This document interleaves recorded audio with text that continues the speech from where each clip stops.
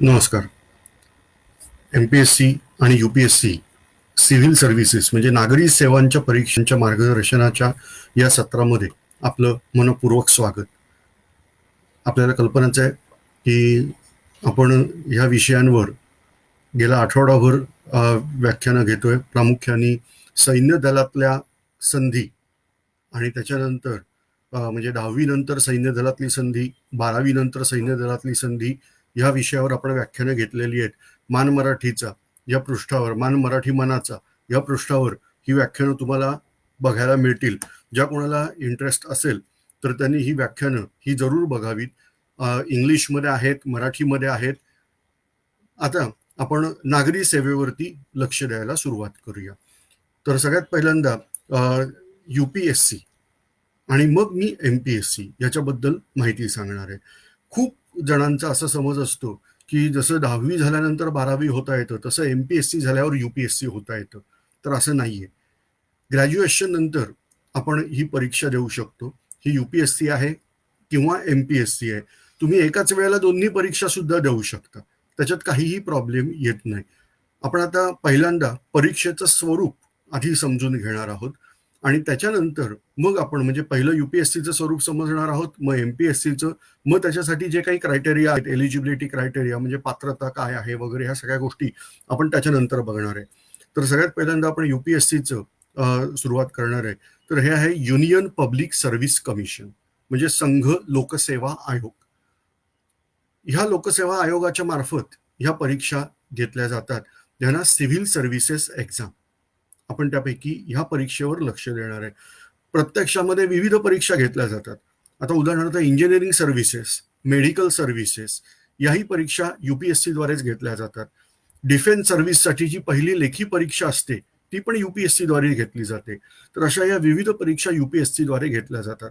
आपण आता ज्या परीक्षेची माहिती बघणार आहे त्याला कॉमनली असं म्हणतो आपण, ती म्हणजे यूपीएससी सिव्हिल सर्व्हिसेस परीक्षा.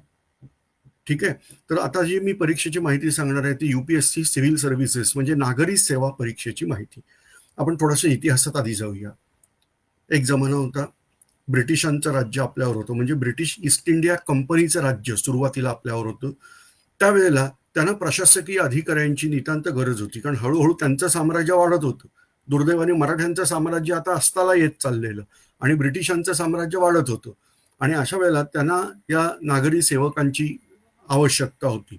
आणि अशा वेळेला कंपनीचे जे डायरेक्टर्स होते ते स्वतःच्या ओळखीतल्या लोकांना इथं नागरी सेवेसाठी अपॉइंट करत होते. पण नंतर पुढच्या काळामध्ये म्हणजे जसं ब्रिटिश पार्लमेंटचं राज्य म्हणजे 1857च्या स्वातंत्र्य युद्धानंतर हे राज्य सुरू झालं, तसं त्यांनी ह्या परीक्षा ह्या भारतीयांसाठी पण खुल्या केल्या. सुरुवातीला असं होतं की कंपनीचे डायरेक्टर्स आपले लोकांना ओळखीच्या घेत होते. हळूहळू संख्या वाढायला लागली आणि मग परीक्षा पद्धती अवलंबली. पण त्यासाठी पहिली गोष्ट डायरेक्टरचं पत्र लागायचं आणि मग आलेल्या उमेदवारातून परीक्षा देऊन हे उमेदवार सिलेक्ट केले जायचे. आता गंमत बघा कशी आहे ती, म्हणजे थोडक्यात आधी वशिला काय तो सांगा, नंतर परीक्षा द्या आणि मग तुम्हाला सिलेक्ट करणार. पण ब्रिटिश पार्लमेंटचं राज्य आल्यावर मात्र हळूहळू याच्यात बदल झाले आणि ही सेवा भारतीयांसाठी खुली केली. हा आपल्यासाठी खूप मोठा महत्वाचा भाग होता की भारतीय माणसं सुद्धा हे ऑफिसर म्हणून येऊ शकत होते. त्यावेळेला त्या परीक्षेचं नाव दिलं आयसीएस परीक्षा. इम्पिरिकल, खूप वेळेला वाटतं आय फॉर इंडिया, तर तसं नाहीये. ती इम्पिरिकल सिव्हिल सर्व्हिसेस परीक्षा आहे, म्हणजे साम्राज्याची त्यांच्या जी परीक्षा आहे त्याच्यासाठी. तर ह्या परीक्षेसाठी मग भारतीयांना अलाउड केलं. पण परीक्षा देण्यासाठी आपल्याला इंग्लंडला जावं लागत होतं. फुकट नाही. आजच्यासारखी शासन व्यवस्था तेव्हा नव्हती. फुकट हा कल्पनाच प्रकार नव्हता. त्यामुळे तुम्हाला बोटीने इंग्लंडला जायचंय, परीक्षा द्यायची आहे, उत्तीर्ण झालात तर अधिकारी म्हणून यायचं, नाही तर प्रचंड खर्च करून यायचं. आता ह्या पद्धतीमध्ये आपल्याला ही इंग्लंडला जायला लागत होतं. पण नंतर मग काँग्रेसनी वारंवार मागण्या केल्या. काँग्रेस म्हणजे आजची काँग्रेस नाहीये, त्यावेळची राष्ट्रीय सभा. त्यांनी वारंवार मागण्या केल्या. 1885 पासून त्यांनी सातत्याने या मागण्या केल्या की ह्या परीक्षा भारतात घ्या. लक्षात ठेवा, परीक्षेची मी एवढी सगळी माहिती का सांगतोय याचं कारण या परीक्षेचं महत्व समजून घ्या की त्या लोकांना मागण्या कराव्या लागल्या की परीक्षा भारतात घ्या आणि मग त्याप्रमाणे शेवटी ब्रिटिश एकदाचे पावले. 1885-86 पासून सातत्याने मागण्या केल्यावर ब्रिटिश हे 1922 साली आपल्याला पावले आणि 1922 साली त्यांनी भारतात ह्या परीक्षा घ्यायला सुरुवात केली.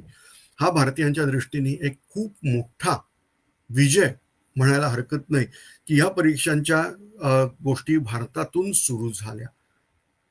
तुम्हाला जर कल्पना असेल तर आपल्या भारताचे एक लाडकं व्यक्तिमत्व आहे नेताजी सुभाषचंद्र बोस, यांनी सुद्धा ICS ची परीक्षा दिली होती आणि 4थ्या क्रमांकाने ते उत्तीर्ण झाले होते. लक्षात ठेवा, संपूर्ण ब्रिटिश साम्राज्यातले लोक या परीक्षेला बसत होते आणि त्यावेळेला हे 4थ्या क्रमांकाने उत्तीर्ण झाले होते. परंतु त्यांनी सेवा स्वीकारायचं नाकारलं. ब्रिटिशांची सेवा करण्यासाठी त्यांचा जन्म नव्हता. तर अशी माणसं ही खरोखर दुर्मिळ माणसं आहेत, पण त्यांनी त्यावेळेला हे करून दाखवलं. पण हे नाही, आपला विषय तो नाही. आपला विषय त्याप्रमाणे ह्या परीक्षा भारतात सुरू झाल्या, पण भारतात एकच केंद्र होतं, अलाहाबाद. म्हणजे आज त्याला आपण प्रयागराज म्हणतो, ते एकच केंद्र होतं. आणि मग ब्रिटिश भारतातून गेल्यानंतर मग हळूहळू त्याच्यात बदल झाले.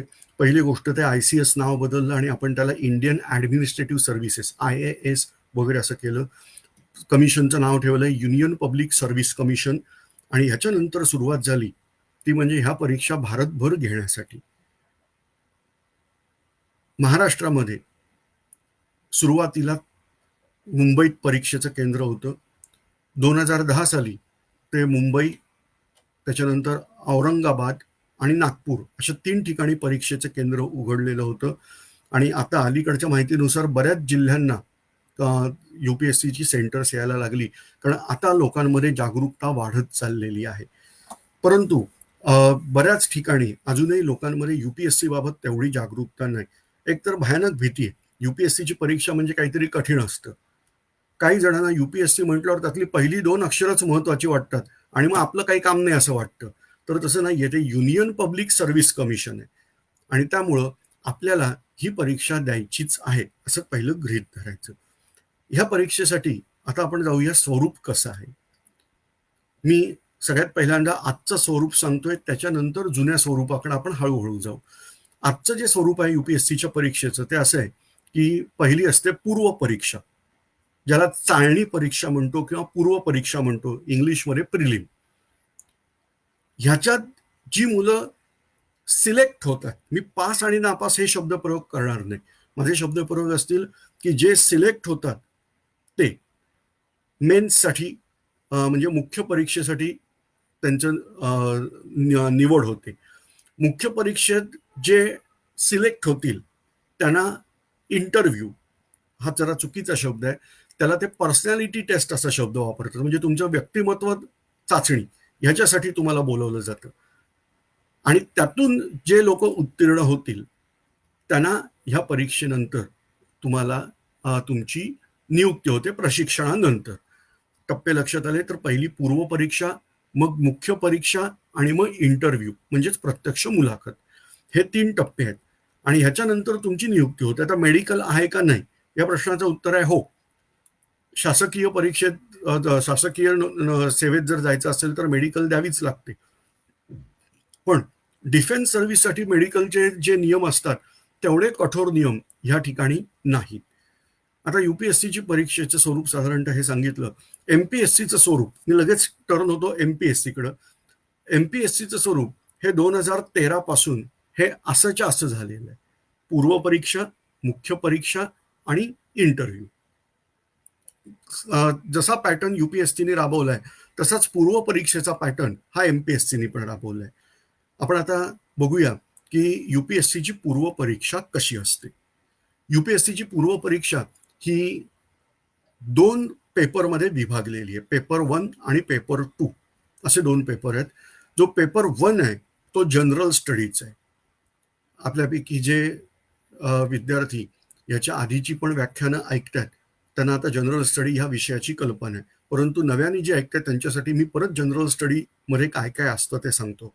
याच्यामध्ये फिजिक्स, केमिस्ट्री, बायोलॉजी म्हणजे भौतिकशास्त्र, रसायनशास्त्र आणि जीवशास्त्र हे 3 हे प्युअर सायन्सचे विषय आहेत. ह्यानंतर एन्व्हायरमेंटल सायन्स म्हणजे पर्यावरणाचा अभ्यास हा एक वेगळा विषय येतो. हा सायन्सशी पण निगडीत येतो, भूगोलाशी पण निगडीत येतो आणि अन्य घडामोडी, चालू घडामोडी आहेत त्यांच्याबरोबर याचं निगडीत आहे. तर असे 4 विषय झाले सायन्सच्या संबंधातले. जे आर्ट्सच्या बाजूचे विषय येतात ते आहेत इतिहास, हिस्ट्री. त्याच्यानंतर नॅशनल फ्रीडम स्ट्रगल हा वेगळा पेपर, म्हणजे जे भारताचं स्वातंत्र्य युद्ध आहे हा एक वेगळा पेपर म्हणून तिथं गणला जातो, हा दुसरा पेपर. त्याच्यानंतर भूगोल, जगाचा, भारताचा आणि महाराष्ट्राचा जर एमपीएससी असेल, आणि जगाचा आणि भारताचा जर युपीएससी असेल. त्याच्यानंतर इतिहास पण असाच आहे, म्हणजे की जगाचा, भारताचा आणि महाराष्ट्राचा एमपीएससी, आणि अदरवाईज जगाचा थोडा पण भारताचा जास्ती युपीएससी साठी. यानंतर अर्थशास्त्र, मग राज्यशास्त्र, त्याला खरं तर राज्यशास्त्र त्याचं इंग्लिशमध्ये त्याला इंडियन पॉलिटी असं म्हणतात. तर तो इंडियन पॉलिटी बघा, विषय मोजा. भौतिकशास्त्र इंग्लिशमध्ये बोलत जातो मी, physics, chemistry, biology, environmental science 4 विषय, history, national freedom struggle 6, economics 7, political science और इंडियन पॉलिटी 8, जॉग्राफी 9, आणि 10वा विषय तो म्हणजे करंट अफेअर्स, सद्य परिस्थिती, चालू घडामोडी. तर असे 10 विषय येतात पेपर 1 मध्ये. लक्षात ठेवा, युपीएससीची प्रिलिम परीक्षा, पूर्व परीक्षा ही केवळ ऑब्जेक्टिव्ह म्हणजे बहुपर्यायी प्रश्न असतात. आपल्याला फक्त आन्सर, जे उत्तर आहे ते टिक करायचं असतं. आजकाल तुम्हाला कल्पना असेल, ज्यांनी स्कॉलरशिपची वगैरे परीक्षा दिली असेल, की सर्कल असतात ते डार्क करायची फक्त, तर त्या पद्धतीमध्ये आपल्याला जायचंय. तर हे झालं पूर्व परीक्षेच्या पेपर 1चं स्वरूप. आता पेपर 2 हा खूप सुंदर पेपर होता, मला खूप आवडायचा पेपर 2. इथं तुमची बुद्धिमत्ता तपासली जाते. ह्याला चुकीने सीसॅट असं म्हणायचे, अजूनही काही जण म्हणतात सिव्हिल सर्व्हिसेस ऍप्टिट्यूड टेस्ट असं नाव आहे, पण ही दोन्ही परीक्षांचं मिळून आहे. पण आजकाल बरेच जण ह्या पेपर 2 ला सीसॅट म्हणतात. तर याचं स्वरूप बघा कसं आहे. याच्यामध्ये सगळ्यात पहिल्यांदा आकलन शक्ती म्हणजे कॉम्प्रिहेन्शन स्किल हे बघितलं जातं. त्यासाठी तुम्हाला पॅसेजेस असतात, आणि पॅसेजेसवर म्हणजे उतार्यावरचे प्रश्न, परत सगळं स्वरूप बहुपर्यायी प्रश्न आहे. तर हे बहुपर्यायी प्रश्न बस ह्या स्वरूपाचं आहे. उतारे जवळजवळ निम्मा पेपर, म्हणजे 200 मार्काच्या पेपरपैकी 100 मार्काच्या आसपास जो पेपर येतो हा फक्त उतार्यांवरचा असतो. उरलेल्या जवळपास 100 मार्कामध्ये मग येतं, मी इंग्लिशमध्येच नावं सांगत जातोय त्याची, ते म्हणजे general mental ability, data interpretation, simple arithmetics, decision making, problem solving and communication skill, त्याच्यानंतर लॉजिकल रिझनिंग आणि अनालिटिकल रिझनिंग. हे सगळे प्रकार हे पेपर 2 मध्ये येतात. आता स्वरूप बघा कसं आहे. पेपर 1 हा 200 मार्काचा आहे, आणि पेपर 2 हाही 200 मार्काचा आहे. असे एकूण 400 गुण होतात. 2011 साली या पद्धतीत पहिली परीक्षा घेतली गेली, पण त्यानंतर काही क्लासेसवाल्यांनी याला विरोध चालू केला. याचं कारण म्हणजे असं होतं की पेपर 2 तुम्ही कितीही पाठांतर करा, काहीही करा, शेवटी तुमचा जो इंटेलिजन्स आहे तो महत्वाचा असतो, त्याच्यावर तुम्ही देऊ शकता. आणि त्यामुळं काही ठराविक विद्यार्थ्यांचं प्रमाण इथं कमी व्हायला लागलं. यानंतर काही आंदोलनं झाली, आणि शेवटी असं ठरवण्यात आलं की पेपर 2 चे मार्क काउंटिंगमध्ये घ्यायचे नाहीत, परंतु क्वालिफाईंगसाठी ठेवायचा, म्हणजे 66 गुण मिळाले पाहिजेत. मला खूप वाईट वाटलं ह्या ठिकाणी की पेपर 2 हा त्यांनी क्वालिफाईंग लेवलला ठेवला. आता समजून घ्या तुम्ही कल्पना काय आहे ती, की तुम्ही युपीएससीची परीक्षा द्यायला जाताय, तुम्ही पेपर 1 जे गुण कमावणार आहे ते तुमचे काउंटिंगमध्ये येणारे गुण आहेत. पेपर 2 मध्ये तुम्हाला 66 गुण मिळवायचेच आहेत 200 पैकी. 66 पेक्षा तुम्ही कितीही जास्ती मिळवा, उपयोग नाही, पण तुमचा पेपर 1 तेव्हाच तपासला जाईल ज्यावेळेला तुमच्या पेपर 2 मध्ये 66 पेक्षा जास्ती गुण आहेत. जर तुम्ही पेपर 1 मध्ये 200च्या 200 मिळवले, शक्य नाही पण मिळवले, आणि पेपर 2 मध्ये तुम्ही 65 गुण मिळवले, तर तुम्ही सिलेक्ट होत नाही. त्यामुळं 66 गुण हे महत्वाचे आहेत पेपर 2 मध्ये. ह्यापेक्षा जास्ती मिळवले तर काउंटिंग नाही, पण कमी नाही चालणार. पेपर 1 मध्ये 200 पैकी तुमचे जेवढे गुण आहेत यावर रँक लावला जातो. आता त्याला म्हणतो आपण कट ऑफ. आता कट ऑफ कसा लावतात बघा, की समजा आपण गृहीत धरू आपल्याला 1000 व्हॅकन्सीज आहेत. म्हणजे एकूण त्यांना जे नियुक्ती करायच्या त्या 1,000 एवढ्या नियुक्ती करायच्या. तर एकास 3 हे गुणोत्तर लागतं इंटरव्ह्यूला. म्हणजे ते 3,000 विद्यार्थ्यांना इंटरव्ह्यूसाठी बोलावणार आहेत. जर इंटरव्ह्यूला 3,000 विद्यार्थी आले पाहिजेत, तर त्याच्यासाठी सुमारे 10,000 ते 14,000 विद्यार्थी हे मेन्सला बसले पाहिजेत. म्हणजे जे लोक प्रिलिम परीक्षा द्यायला बसणार आहेत त्याच्यातून त्यांना 10 ते 14,000 ह्याच्यामध्ये विद्यार्थी काढायचे असतात. आणि ते विद्यार्थी येण्यासाठी किती गुण लावावे लागतील असं ते एक फिल्टर लावतात आणि त्याप्रमाणे ठरवलं जातं. साधारणतः हा जो काही फिल्टर असतो हा 100च्या आसपास गुणतालिका जाते. म्हणजे तुम्हाला 100 गुण 200 पैकी कमीत कमी मिळाले पाहिजेत. परंतु तुम्ही असं नाही म्हणू शकत की 100 मिळाले, सरांनी सांगितलं होतं 100 आणि मी 100 मिळवले पण मी क्वालिफाय नाही झालो, तर तसं नाही.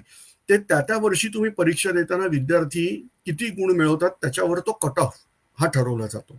आता हा जो कट ऑफ एकदा ठरवला जातो त्याच्यावरची मुलं सिलेक्ट केली जातात मेन्ससाठी. आता मुख्य परीक्षेला तुम्ही जेव्हा जाता त्यावेळेला लक्षात ठेवा तुमचे कॉम्पिटिटर कमी झालेले आहेत. पूर्व परीक्षेसाठी कॉम्पिटिटर भरपूर आहेत. साधारणतः 10 लाख ते 15 लाख विद्यार्थी दरवर्षी परीक्षेला बसत होते. गेल्या वर्षीपासूनचा डेटा माझ्याकडे नाहीये, पण त्याच्या आधीपर्यंत जो डेटा आहे याप्रमाणे साधारणतः डेटा मिळवायची एक सोपी पद्धत म्हणजे काय असतं, जेव्हा रिझल्ट आउट होतात त्यावेळेला त्यांचे नंबर बघायचे. तर तो जो नंबर येतो त्याच्यावरून कळतं की किती प्रमाणामध्ये विद्यार्थी बसलेत अंदाजे. आणि नंतर मग काही काळानंतर त्या वेबसाईटवरती ते डेटा डिक्लेअर करतात की किती विद्यार्थी परीक्षेला बसले होते, म्हणजे त्यांनी फॉर्म भरले होते आणि बसले किती. आता पूर्वी असं होतं की अटेम्प्ट म्हणजे तुम्ही किती वेळेला परीक्षेला बसू शकता. तर पूर्वी असं होतं की फॉर्म भरला तर तो अटेम्प्ट काउंट होत नव्हता. तुम्ही फॉर्म भरून परीक्षा केंद्रावर गेलात तर त्याला अटेम्प्ट म्हणायचं. परीक्षा केंद्रात जाऊन पहिल्या पेपर, दोन्ही पेपर एकाच दिवशी असतात, पेपर 1 पेपर 2. तर पहिल्या पेपरला तुम्ही बसल्यानंतर तुम्ही जेव्हा सही करता मी आहे इथं आलेलो, त्यावेळेला तुमचा अटेम्प्ट काउंट होतो. पण आता त्यांनी नियम बदलले या 2 वर्षात. त्यांनी असं ठरवलं आता की तुम्ही जर फॉर्म भरलात तर तो तुमचा अटेम्प्ट झाला. फॉर्म भरायच्या आधी विचार करायचा. त्याचं कारण खूप डेटा जर तुम्ही चेक केला तर लक्षात येईल की जवळजवळ निम्मे विद्यार्थी परीक्षेलाच येत नाहीत, फॉर्म भरून ठेवतात. एवढे उदार होण्याचं कारण काय? त्याचं महत्वाचं कारण आहे ते म्हणजे युपीएससीच्या परीक्षेसाठी जी फी आहे ही फार फार कमी आहे. 100 रुपये फी आहे फक्त. तीही मुलांना. मुलींना पूर्णपणे फ्री आहे. 100 रुपयाचा प्रश्न नाही, पण फॉर्म ए आणि फॉर्म बी असे 2 फॉर्म मुलांना भरावे लागतात. मुलींना फॉर्म ए झाला की लगेचच फॉर्म बी येतो आणि तो भरायचा असतो. मुलांसाठी मात्र मध्ये गॅप असते, कारण तुम्हाला पैसे ट्रान्सफर करायचे असतात ते चलन आल्यावर वगैरे तो भाग, पण ते सगळं ऑनलाईन आहे. एनिवे, तर त्यामुळं हा प्रकार होत होता. पण आता मात्र तसं होत नाही. आता तुम्ही जेव्हा फॉर्म भरता तेव्हा तुमचा तो अटेम्प्ट काउंट होतो. आता याच्यानंतरचा टप्पा आहे तो मुख्य परीक्षेचा. लक्षात घ्या, प्रिलिम ही पूर्ण ऑब्जेक्टिव्ह आहे, पण युपीएससीची मुख्य परीक्षा ही डिस्क्रिप्टिव्ह आहे, म्हणजे लिहायची आहे, लेखी परीक्षा असते. एमपीएससीची मात्र मुख्य परीक्षा पण तुरळक भाग वगळता ऑब्जेक्टिव्ह आहे, लेखी नाही. आता मुख्य परीक्षेसाठी मी आता फक्त युपीएससी वर येतोय. युपीएससीच्या मुख्य परीक्षेसाठी विषय कोणते? तर पहिला विषय हा सक्तीचा विषय आहे, तो म्हणजे इंग्लिश. ब्रिटिश भारतातून जाऊन आपण दरवर्षी आपला स्वातंत्र्य दिनाच्या दिवशी ठरवतो किती वर्ष झाली आपण इतका वा स्वातंत्र्य दिन साजरा केला. आपण मनातल्या मनात विचारायचं की खरोखर हा स्वातंत्र्य दिन आहे का? कारण इंग्रज गेले पण इंग्रजीचं भूत आमच्या मानेवरच ठेवून गेले. बघा, मी पण तेच भूत घालून बसलोय. बोलताना मला 10 सरळ वाक्य पूर्ण मराठीमध्ये बोलता येत नाहीत, इंग्रजांची कृपा. तर या पद्धतीमध्ये इंग्लिशचं भूत आमच्या मानगुटीवर आहे आणि त्यामुळं 100 मार्क, एक पेपर अखंड हा इंग्लिशचा असतो. हा कंपल्सरी आहे. हा ब्रिटिशांच्या राज्यात पण होता, पण त्यावेळेला मी समजू शकतो की परीक्षा इंग्लंडमध्ये होत असताना त्यांनी इंग्लिश आणि इंग्लिश सेवा असल्यामुळे इंग्लिशमध्ये पाहिजे यानुसार. पण इंग्रजांच्या राज्यातली चांगली गोष्ट सांगतो की दुसरा पेपर हा इंडियन रिजनल लँग्वेज म्हणजे भारतीय प्रादेशिक भाषेचा असायचा. तोही आपण चालू ठेवलेला आहे, भारतीय प्रादेशिक भाषा. आणि याप्रमाणे तुम्हाला दुसरा जो पेपर असतो तो भारतीय प्रादेशिक भाषेचा घ्यायचा असतो. हे दोन्ही पेपर लेखी असतात, परंतु आताच्या ह्या प्रकारामध्ये हे पेपर क्वालिफाईंग ह्या कॅटेगरीत ठेवलेत. क्वालिफाईंगचा अर्थ आता तुम्हाला माहिती आहे की ठरलेले गुण आहेत, तेवढे गुण जर मिळाले तर तुमचे इतर पेपर चेकिंगला घेणार नाही, तर चेकिंगलाच घेणार नाही. आता पूर्वी 40% एवढे गुण ह्या भाषेमध्ये मिळवावे लागत होते, आता ते 25% खाली आणलेले आहेत. म्हणजे तुम्ही 25% गुण जर मिळवलेत इंग्लिशमध्ये तरी बास. आणि दुसरी जी इंडियन रिजनल लँग्वेज म्हणजे भारतीय प्रादेशिक भाषा घ्याल तर त्याच्यामध्ये सुद्धा गंमत म्हणजे तुम्ही सेवन सिस्टर्स म्हणजे मिझोराम, नागालँड वगैरे त्या बाजूला जर राहणारे असाल तर इंडियन रिजनल लँग्वेज म्हणून इंग्लिश घ्यायची मुभा आहे. नागालँड मूळचं नागभूमी असं नाव होतं, त्याचं नागालँड झालंय.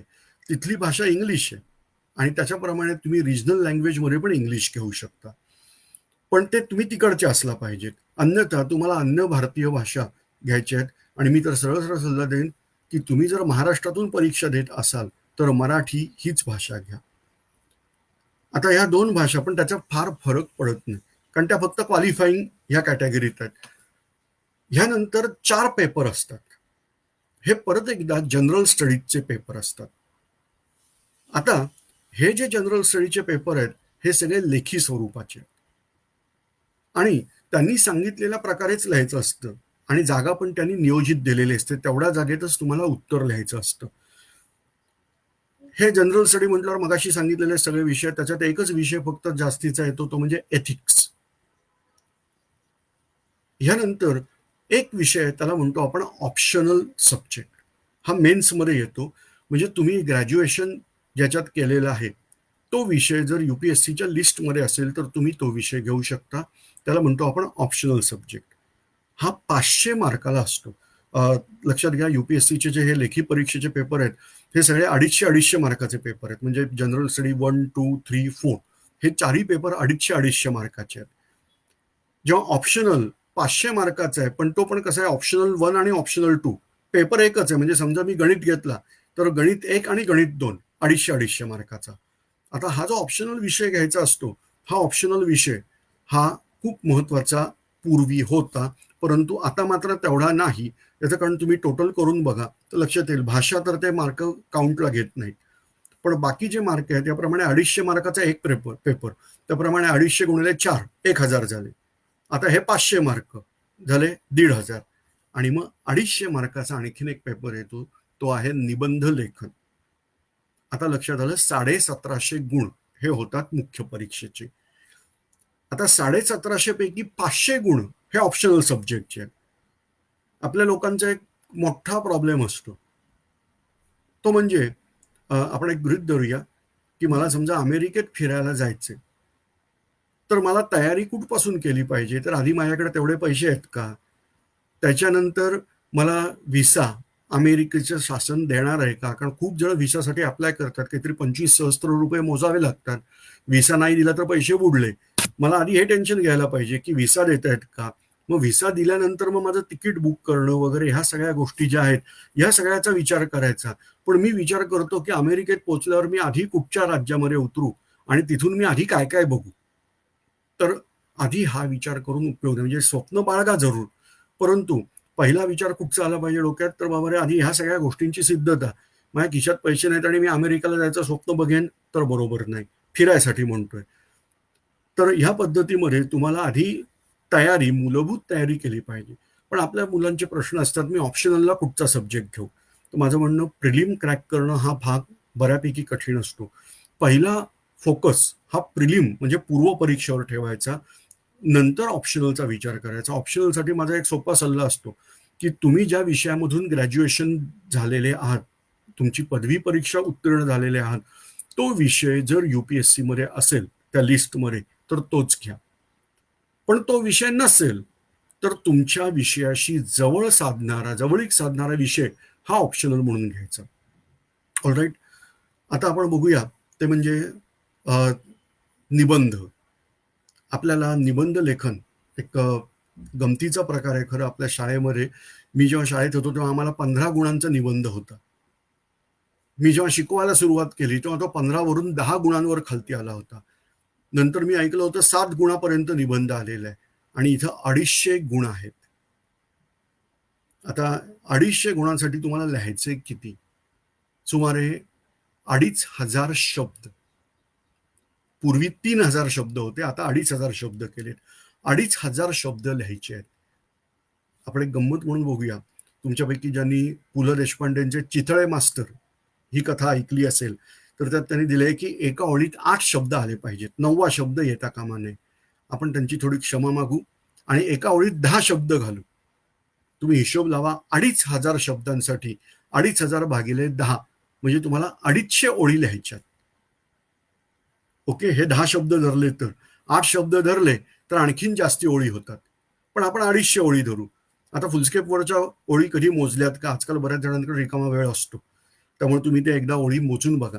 साधारणतः 30 ओळी साधारणतः एका फुलस्केपवर बसतात. इट डिपेंड फुलस्केपचं स्पेसिंग किती आहे काय आहे, पण 25 ते 30 ओळी अगदी आपण गृहीत धरू 25 ओळी बसल्यात तुमच्या फुलस्केपवर, तरी काउंट करा 25 ओळींचा एक फुलस्केप म्हणजे तुम्हाला 10 फुलस्केप हे लिहायचे आहे. हे कमीत कमी.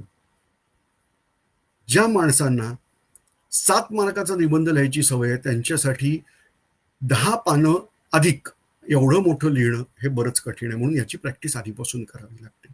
निबंध हा तुमच्या व्यक्तिमत्वाचा आरसा असतो. पूर्वी 4 निबंधाला विषय द्यायचे आणि 4तला एक विषय घ्यायचा. आता गेली काही वर्ष थोडासा भाग बदललाय. त्यांनी ग्रुप ए आणि ग्रुप बी त्याच्यात पण केले. ग्रुप ए मध्ये 4 विषय देतात, ग्रुप बी मध्ये 4 विषय देतात आणि तुम्हाला सूट अशी आहे की ग्रुप एतल्या एका विषयावर आणि ग्रुप बीतल्या एका विषयावर असे 2 निबंध लिहायचे आणि प्रत्येक निबंध 1250 शब्दांपर्यंत लिहायचा. म्हणजे आहे तेच, फक्त तुम्हाला थोडंसं विषयांतर दुसऱ्या विषयावर पण लिहायची मुभा. तर या पद्धतीत त्यांनी आता आहे, पण युपीएससीचा पॅटर्न हा बदलता असतो. जर तुमचे हे 1750 गुणांपैकी जर क्वालिफाईंगच्या वर गुण आले तर तुम्हाला इंटरव्ह्यूला बोलावतात. हा इंटरव्ह्यू काही वेळेचाच असतो, हा काही एसएसबी इंटरव्ह्यू सारखा 5-5 दिवसांचा नसतो. परंतु इथं तुमचं एक पॅनल इंटरव्ह्यू ह्या कॅटेगरीतला इंटरव्ह्यू असतो. ह्यानंतर तुमचं गुणांकन होतं. आता इंटरव्ह्यू मध्ये मिळवलेले गुण अधिक मेन्स म्हणजे मुख्य परीक्षेतले गुण, ह्या दोघांची टोटल करून रँक काढले जातात आणि त्याप्रमाणे तुम्हाला IAS, IPS, IFS किंवा अन्य जे जे रँक आहेत ह्याप्रमाणे तुम्हाला सिव्हिल सर्व्हिसेसमध्ये नियुक्ती केली जाते. यासाठी 2 गोष्टींचा आधार घेतला जातो. एक म्हणजे तुमचे गुण आणि दुसरं म्हणजे ज्यावेळेला तुमची व्यक्तिमत्व चाचणी होत असते त्यावेळेला तुमचं व्यक्तिमत्व कशासाठी योग्य आहे याचं तज्ज्ञांनी केलेलं मूल्यमापन. या दोघांचा आधार घेत तुमची नियुक्ती त्या अधिकारासाठी होत असते. आता तुमच्या लक्षात आलं असेल तर हे टप्पे काय काय आहेत. आता मुख्य परीक्षा आपण आता MPSC कडे जाऊ सायमल्टेनियसली. MPSCची मुख्य परीक्षा जी आहे याच्यामध्ये पहिला कंपल्सरी पेपर इंग्लिशचा आहे आणि दुसरा कंपल्सरी पेपर हा फक्त मराठीचा आहे.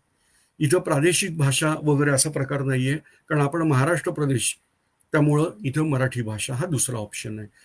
ह्या दोन्ही परीक्षेपैकी दोन्ही भाषेच्या ज्या परीक्षा आहेत ह्याच्यात फरक असा आहे की हे दोन्ही काउंटिंगला घेतात तुमचे गुण. त्यामुळे होतं काय की जी मुलं इंग्लिश मिडियमवाली आहेत त्यांना मराठीच्या पेपरची भीती वाटते आणि जे मराठी माध्यमातून शिकलेले आहेत त्यांना बऱ्याच जणांना एक अनामिक इंग्लिशची भीती असते. एवढी भीती बाळगायची गरज नाहीये. इंग्रजांना तर आपण पळवून लावलंय, त्यांच्या भाषेवर थोडाफार सूड घ्यायला पण हरकत नाही. परंतु आपल्याला व्यवस्थित पद्धतीमध्ये याची तयारी करायची आहे. 100 गुण आहेत. आता त्यांनी लेखनचा जो भाग आहे म्हणजे निबंध लेखन वगैरे हा जो भाग आहे हा फक्त लेखी ठेवलाय, बाकी सगळं ऑब्जेक्टिव्हच केलेलं आहे. त्यामुळे MPSCची मुख्य परीक्षा ही त्याच्यानंतर ऑब्जेक्टिव्ह असते. ह्यानंतर जर तुम्ही पास झालात तर तुम्हाला इंटरव्ह्यूसाठी बोलावलं होतं आणि मग इंटरव्ह्यूचे आणि तुमच्या मुख्य परीक्षेचे गुण विचारात घेऊन तुमची नियुक्ती MPSC द्वारे होते सिव्हिल सर्व्हिसेस त्याच्यासाठी. आता आपण हे साधारणतः परीक्षेचं स्वरूप बघितलं. आजचा सेमिनार मी आधीच थोडीशी सूचना देतोय की थोडासा सेमिनार हा लांबेल, हा अर्ध्या तासात संपत नाही. मला माहिती द्यायला अजून आवडणार आहे, कारण आत्ताशी फक्त आपण परीक्षेचं स्वरूप त्याच्यावर आलेलो आहोत. आता मी काही इशारे देणार आहे. याचं कारण असं आहे की विद्यार्थ्यांशी चर्चा केल्यानंतर मला जे जाणवतं ते सांगतोय. ते म्हणजे बऱ्याचदा हा सल्ला दिला जातो की UPSCची तयारी करायची तर आधी मुख्य परीक्षेची तयारी करा, मग पूर्वपरीक्षा आपोआप त्याच्यात निघते. लक्षात घ्या, साधारणतः ती तयारी करणारी मुलं असतात ते काय करतात, तर आपल्या आधीच्या पिढीत जे कोण IAS झालेले आहेत त्यांच्याकडे जातात मार्गदर्शनासाठी. ते स्वतः शिकत असताना त्यांनी काय केलं त्याप्रमाणे मार्गदर्शन करतात. 2010 सालापर्यंत ही गोष्ट बरोबर होती. लक्षात घ्या, 1989 साली UPSCच्या परीक्षेचं स्वरूप बदललं आणि 89 सालापासून ते 2010 पर्यंत तेच स्वरूप राहिलं होतं. त्या स्वरूपामध्ये जनरल स्टडी हा 150 मार्काचा होता प्रिलिमला, आणि 300 मार्काला एक ऑप्शनल सब्जेक्ट घ्यायचा असायचा. आणि मग त्या 450 पैकी ज्याची टोटल जास्ती होईल त्याला मुख्य परीक्षेला बोलवायची. म्हणजे बट नॅचरल मुख्य परीक्षेला परत 2 ऑप्शनल असायचे. म्हणजे एका ऑप्शनलचा अभ्यास आधी करणं आलंच, म्हणून तो सल्ला होता. पण पॅटर्न बदलला. आता क्रिकेटमध्ये तुम्ही बघितलं असेल तर टेस्ट मॅच खेळायचे जे नियम आहेत ते वेगळे आहेत आणि 2020चे नियम वेगळे आहेत. मी जर टेस्ट मॅच खेळायचे नियम लावून 2020 खेळायला सुरुवात केली तर ते बरोबर नाही. बॉलरला दमवणं हा कन्सेप्टच नाही. एक बॉलर 4 ओव्हर टाकणार आहे फक्त, त्यामुळे बॉलरला दमवा मग त्याला आपण झोडून काढू, तर हे कन्सेप्ट त्याच्यात योग्य नाहीये. त्याप्रमाणे जसं परीक्षेचं स्वरूप बदललं, आपल्याला आपली सिद्धता करण्याची गोष्ट बदलायची. आता याची तयारी कशी करायची, तर त्याच्यासाठी सगळ्यात पहिली गोष्ट, जे मी याच्या आधीच्याही व्याख्यानांमध्ये सांगितलेला आहे तोच भाग, ते म्हणजे सगळ्यात पहिल्यांदा तुम्हाला upsc.gov.in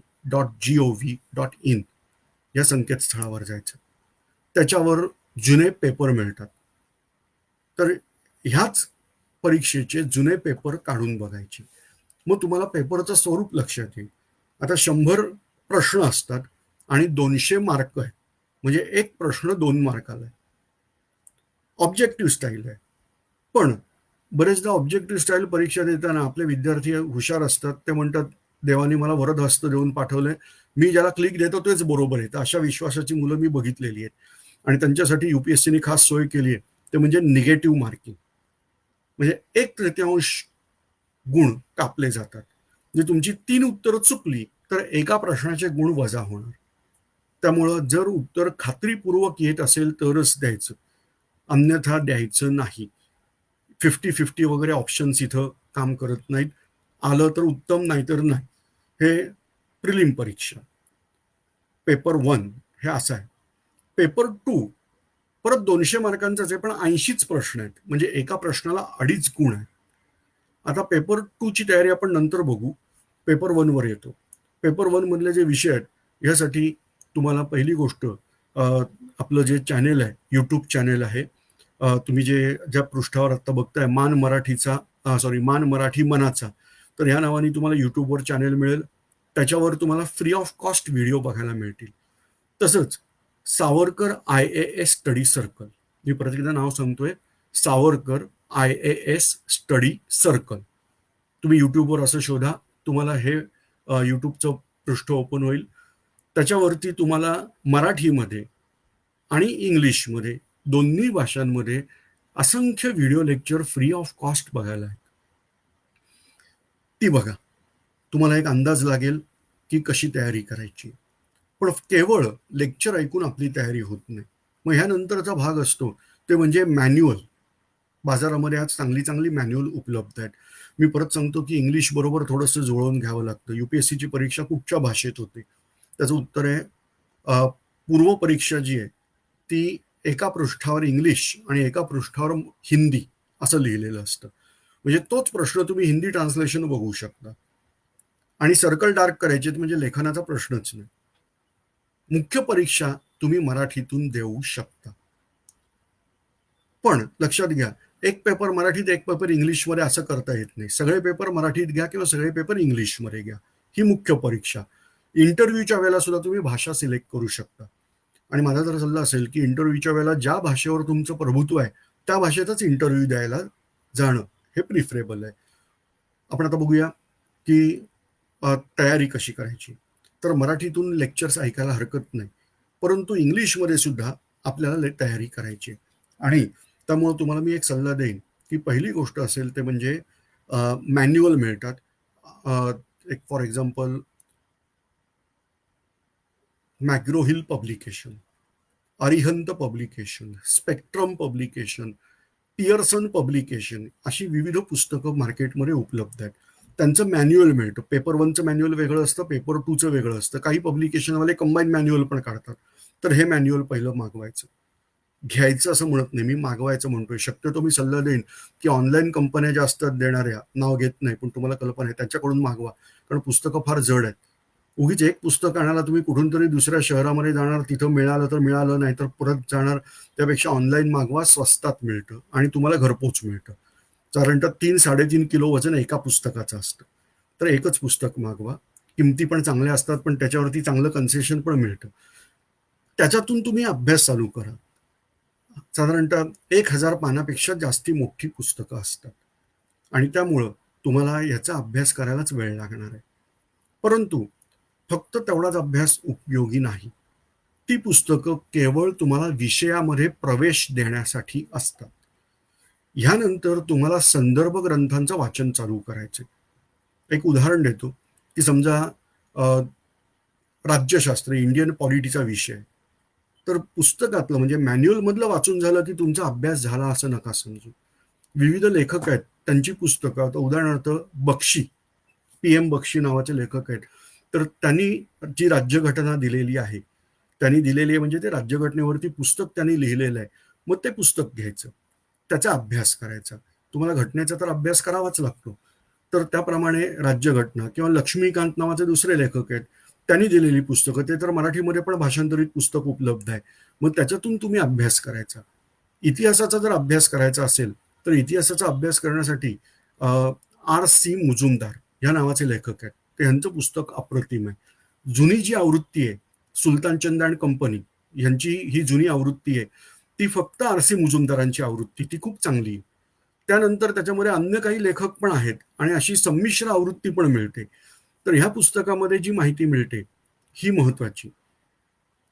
ह्यानंतर बरेच जण सांगतात म्हणून मी सांगतो, एनसीआरटीची पुस्तकं वाचायची. पण एनसीआरटीची जुनी पुस्तकं घ्या. नवीन पुस्तकं बघितल्यानंतर खरोखर प्रश्न आहे. म्हणजे अख्ख्या भारतामध्ये महाराष्ट्राचं काही इतिहासात कॉन्ट्रीब्युशनच नाही. 12वीच्या इतिहासाची पुस्तकं काढून बघा. 12वीच्या इतिहासाला काय अपेक्षित आहे आणि त्या लोकांनी काय दिलंय. नाही, टीका करायची ही गोष्ट नाही. पण भारतामध्ये महाराष्ट्र नावाचं एक राज्य आहे.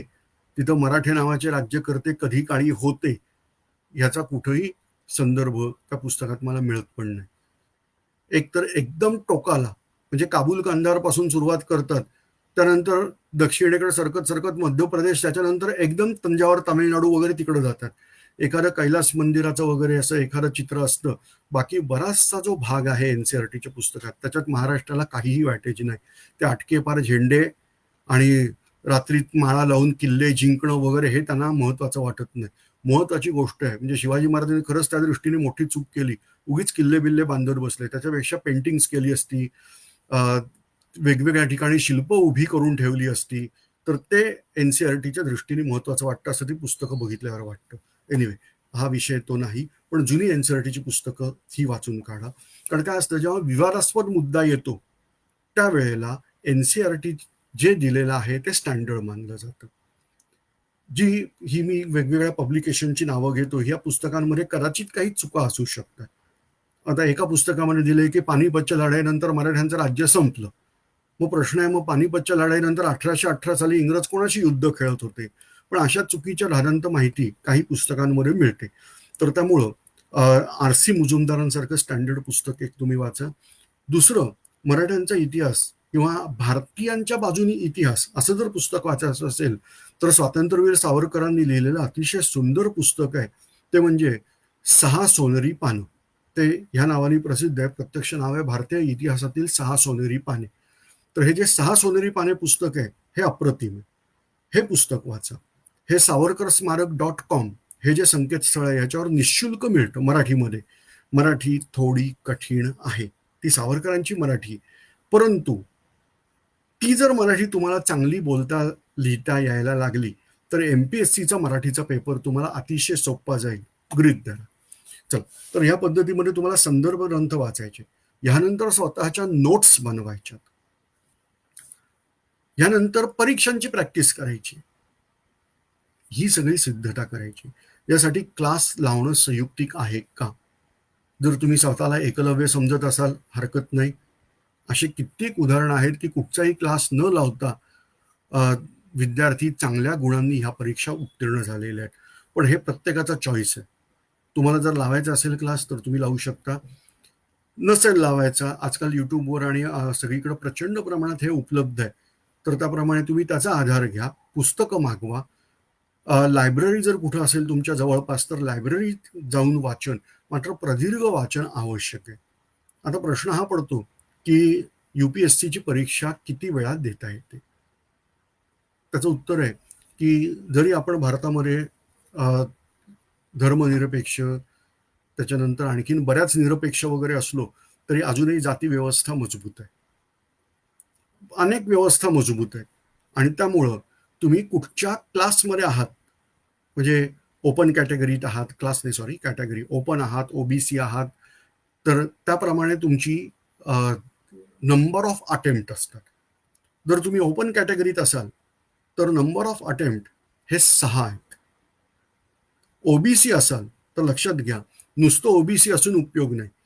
तुमच्याकडं नॉन क्रिमिलेअर सर्टिफिकेट पाहिजे. तरच तुम्ही ओबीसी मध्ये ग्राह्य धरता, अन्यथा ओपन मध्ये भरावा लागतो फॉर्म.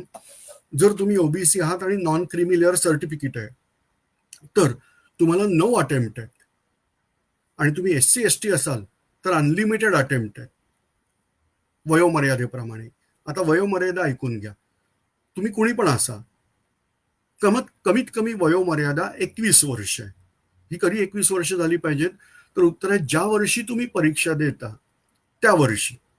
म्हणजे उदाहरणार्थ आता 2021ला तुम्ही परीक्षा द्यायला जाणार असाल तर 1 ऑगस्ट 2021 पूर्वी तुमच्या वयाची 21 वर्ष पूर्ण पाहिजेत. ही किमान अट, ही सगळ्यांना सेम आहे. पण कमाल अट जी आहे ती ओपन कॅटेगरीसाठी 32 आहे, ओबीसी साठी 35 आहे आणि SC ST असाल तर 37 वर्ष ही कमाल कॅटेगरीसाठी.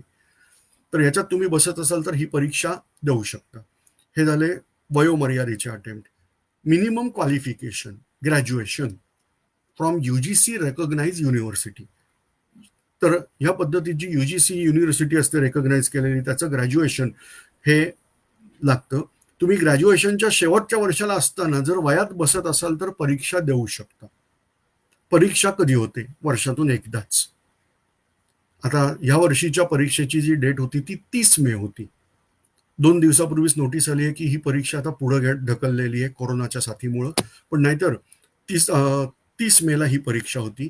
साधारणतः जे वर्ष सुरू होतं त्यावेळेला upsc.gov.in या संकेतस्थळावर टाइम टेबल येतं.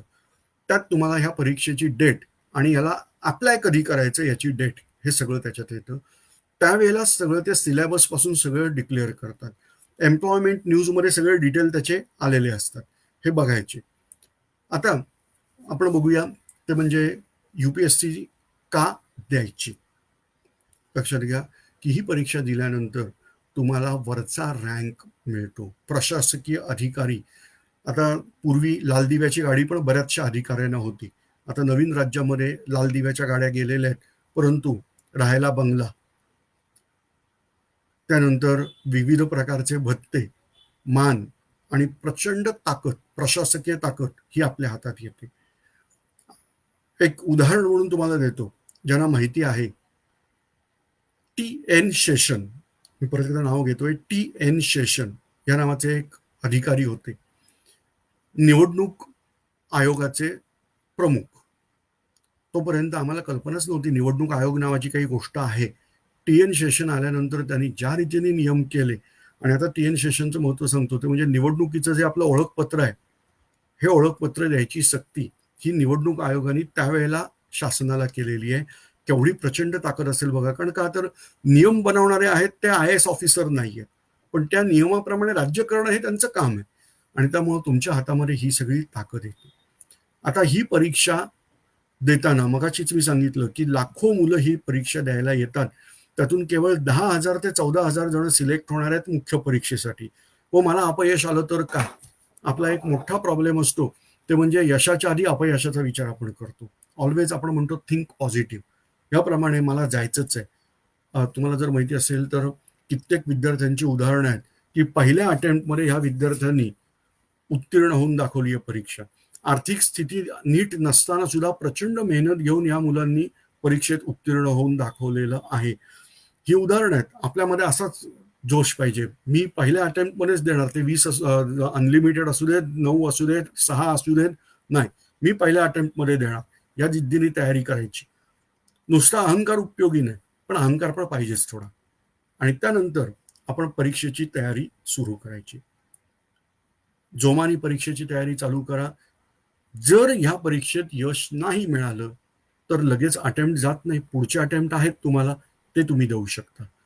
आणि ह्याहीपेक्षा महत्वाचं सांगायचं असेल, ते आवडेल मला, तर ते म्हणजे ह्या परीक्षेची जर तयारी केली तर यानंतर तुम्हाला MPSC सोपी वाटेल. ह्याखेरीज विविध प्रकारच्या शासकीय परीक्षा ज्या असतात, कॉम्पिटिटिव्ह एक्झामिनेशन्स म्हणतो, त्या सगळ्या सोप्या वाटतात. फक्त काय करतात की काही जे कमर्शियल अप्रोच ठेवणारे लोक आहेत, हे आपल्याला वेगवेगळं गायडन्स देतात. म्हणजे कसं आहे बघा, तुम्हाला MPSCचा क्लास लावायचा तर एवढी फी, UPSCचा लावायचा तर एवढी फी, त्याच्यानंतर तुम्हाला बँकिंगची परीक्षा द्यायची एवढी फी. प्रत्यक्षामध्ये अशा वेगवेगळ्या क्लास लावायची गरज नसते. एक UPSCचा क्लास जर तुम्ही लावलात, तयारी 1 वर्ष चांगली केली, मी तुम्हाला एवढंच सांगेन की 1 वर्ष तुमची तयारी असते. दुसऱ्या वर्षी समजा जर पहिल्या वर्षी तुम्ही नाही उत्तीर्ण झालात, तर दुसऱ्या वर्षी तुमची रिव्हिजन असते. मग त्यावेळेला तुम्ही जॉब करून रिव्हिजन करू शकता. पण पहिल्या वर्षी मात्र पूर्ण फोकस हा अभ्यासावर ठेवा. शक्यतोवर नोकरी करू नका. खूप विद्यार्थ्यांचं असं असतं की ग्रॅज्युएशन झाल्यानंतर मी नोकरी करेन, मी करेन, रात्री अभ्यास करेन. तसं नसतं. ते बोलायला ठीक असतं. जर नितांत गरज असेल तुमच्या कुटुंबाला, तर मात्र नोकरी करा. पण नाहीतर माझा सल्ला असेल की 1 वर्ष डेडिकेटेडली अभ्यास करायचा.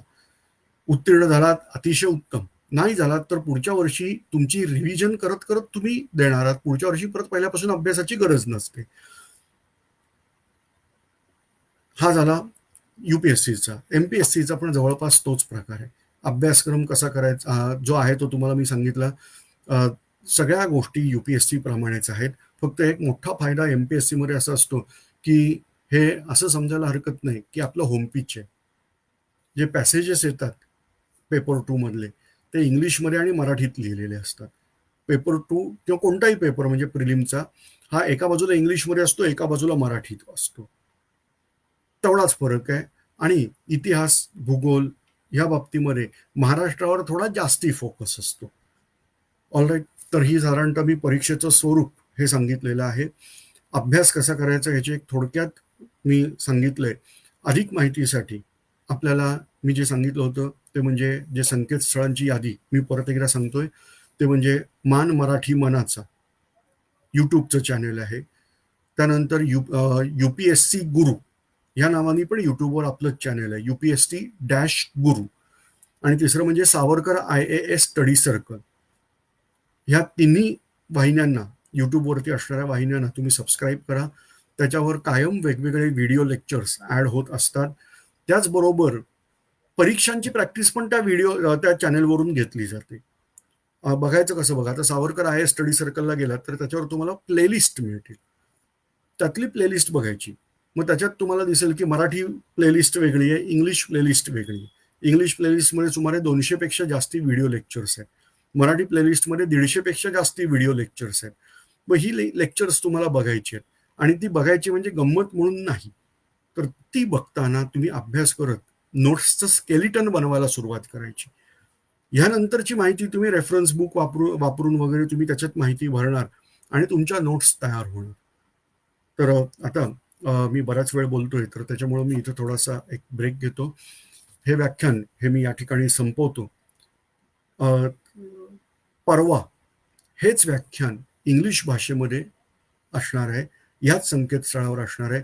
तर आपल्यापैकी जे मित्र आज अटेंड करू शकले नाहीत त्यांना तुम्ही सांगा. आणि तुम्हाला जर परत ऐकायचं असेल तर नक्की इंग्लिशमध्ये ऐकायसाठी या संकेतस्थळावर या. हे व्याख्यान शांतपणे ऐकून घेतलं याच्याबद्दल धन्यवाद.